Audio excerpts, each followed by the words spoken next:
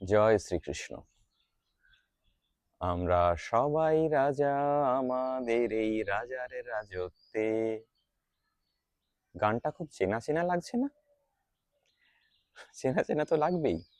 আমরা তো সবাই ছোটবেলা থেকে এই গানটা শুনে শুনেই বড় হয়েছি। রবি ঠাকুরের গান, আর আমরা বাঙালিরা চিনব না? তাই হয় কখনো?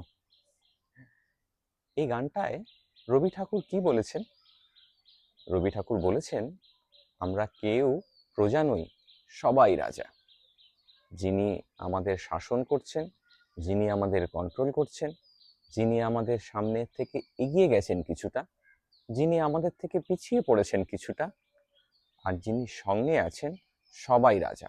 কেউ একজন আর একজনের থেকে ছোটও নয় আর বড়ও নয়, তাই না? জানেন তো, উপনিষদেও এই একই কথা বলা আছে। উপনিষদ জুড়ে বারবার এই ধরনের কথাই বলা হয়েছে। কি বলা হয়েছে সেখানে? সেখানে বলা হয়েছে, সৃষ্টিকর্তা আর সৃষ্টি দুজনে পৃথক কেউ নয়। সৃষ্টি সৃষ্টিকর্তারই এক বিচ্ছিন্ন অংশ, তাছাড়া আর কিচ্ছু নয়। আর সৃষ্টি যখন নিজের অধ্যবসায়ের মাধ্যমে, নিজের স্পিরিচুয়াল জার্নির মাধ্যমে, নিজের আধ্যাত্মিক যাত্রার মাধ্যমে নিজের সৃষ্টিকর্তাকে বোঝার চেষ্টা করে এবং শেষ পর্যন্ত গিয়ে বুঝতে পারে, তখন সৃষ্টির সেই স্পেশাল রিয়েলাইজেশনের বা আত্ম উপলব্ধির অবস্থাকেই বলে ব্রহ্মজ্ঞান বা আত্মজ্ঞান লাভ। উপনিষদ তো তাই বলেছে। জানেন তো, উপনিষদে 4টে মহাবাক্য আছে। মহাবাক্য মানে 4টে ফ্রেজ, মানে 4টে শব্দগুচ্ছ আছে। দেখি তো, চলুন, কি কি সেই শব্দগুচ্ছ আছে যেগুলো খুব ইম্পর্টেন্ট উপনিষদের ক্ষেত্রে। প্রথম শব্দটা হচ্ছে প্রজ্ঞানাং ব্রহ্ম। প্রজ্ঞানাম ব্রহ্ম কথাটার মানে হচ্ছে প্রজ্ঞাই ব্রহ্ম, জ্ঞানই ব্রহ্ম। দ্বিতীয় কথাটার বলা হয়েছে অয়মাত্মা ব্রহ্ম, অর্থাৎ আত্মাই ব্রহ্ম। তৃতীয় কথাটা বলা হয়েছে তত্ত্বমসি। তত্ত্বমসি কথাটার মানে তুমি সেই, অর্থাৎ তুমি সেই ব্রহ্ম বা পরমাত্মা। আর শেষ কথাটা বললাম, যেটা 4টে মহাবাক্যের মধ্যে 4 নম্বরে যেটা বলা হয়েছে, সেই 4 নম্বর হচ্ছে অহং ব্রহ্মাস্মি, অর্থাৎ আমি ব্রহ্ম।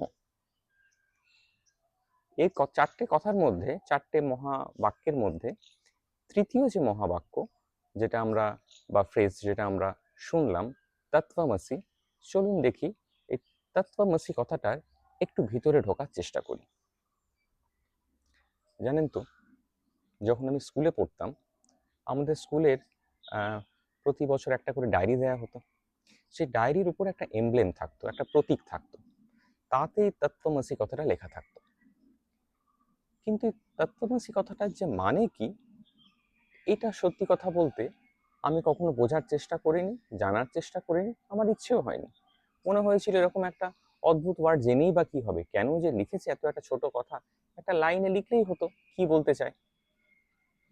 পরবর্তী ক্ষেত্রে যখন আমি শ্রীমদ্ ভগবদ্ গীতা, উপনিষদ, বেদ পড়তে শুরু করলাম টুকটুক করে, তখন দেখলাম এই কথার তো খুব গভীর মানে। এই তত্ত্বমসিতে কথাটা প্রথম আমরা পাই ছান্দোগ্য উপনিষদে। এই ছান্দোগ্য উপনিষদের 6ষ্ঠ অধ্যায়ে তত্ত্বমসির কথা বলা আছে, এবং এই ছান্দোগ্য উপনিষদ আবার সামবেদের অন্তর্গত। আমাদের যে 4টে বেদ আছে, ঋগ্বেদ, সামবেদ, যজুর্বেদ আর অথর্ববেদ, এর মধ্যে সামবেদের অন্তর্গত। জানেন তো, শ্রীমদ্ ভগবদ্ গীতায় এক জায়গায় শ্রীকৃষ্ণ অর্জুনকে বলছেন যে, অর্জুন, তুমি আমার বিভূতি জানো, আমি কি কি ভাবে বিভিন্ন জিনিসের মধ্যে প্রকট হই। তাতে উনি বিভিন্নভাবে বলছেন যে আমি জলের যে তারল্য সেটা আমি, সূর্যের যে তেজ আমি।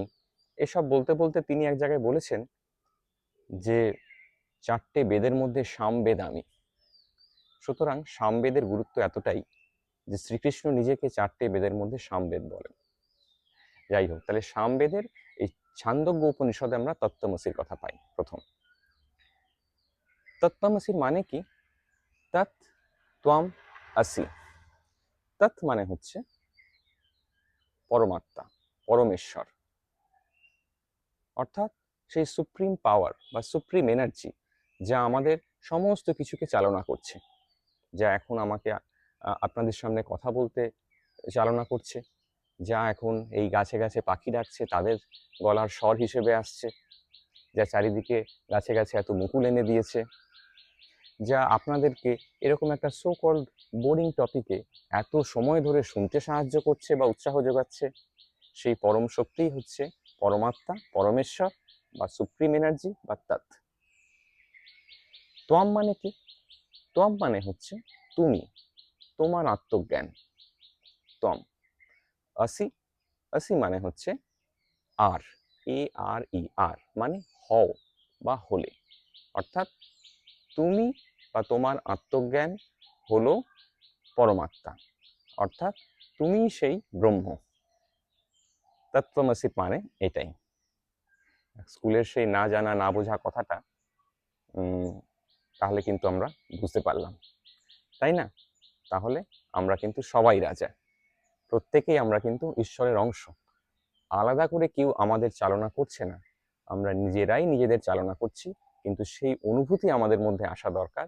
যদি সত্যি এই অনুভূতি আসে, তাহলে সেটা আমাদের প্রত্যেকের জন্য একটা নিরবচ্ছিন্ন আনন্দ এবং প্রশান্তির কারণ হবে। আমরা পরবর্তী ক্ষেত্রে কিন্তু তত্ত্বমসি নিয়ে আলোচনা আরও করব। আজকে এটুকুই থাক, সবাই ভালো থাকবেন। জয় শ্রীকৃষ্ণ।